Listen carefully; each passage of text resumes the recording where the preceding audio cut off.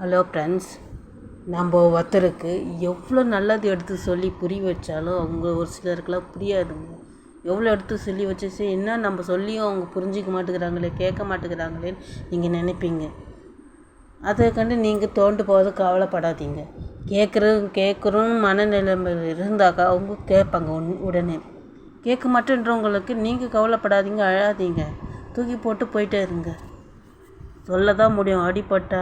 அடிபட்டு தான் நான் திருந்துவேன்றவங்களுக்கெல்லாம் நம்ம ஒன்றும் பண்ண முடியாது. அதை கண்டு நீங்கள் கவலைப்பட்டு வருத்தப்படுறதுக்கு ஒன்றுமே இல்லைங்க. சொல்லி புரிய வைக்க தான் முடியும். சொல்லி கேட்காதவங்கள விட்டுட்டு அதை தூக்கி போட்டு நம்ம தான் போய் ஆகணும். அழுதுட்டோ கவலைப்பட்டோ எதுவுமே வரப்போகிறது இல்லைங்க.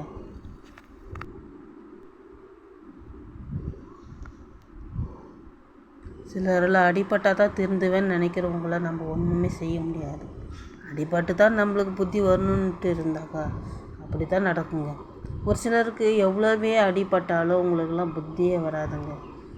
அப்படியாப்பட்டவங்களும் நம்ம ஏன் கவலைப்பட்டு நம்ம ஏன் வருத்தப்பட்டுன்னு இருக்கணும்? தூக்கி போட்டு கம்முன்னு போயிட வேண்டியது தான், வேறு வேலையே. அதுக்காக நம்ம அழுதோ புழம்பியோ கவலைப்பட்டு ஒரு பயனும் இல்லை.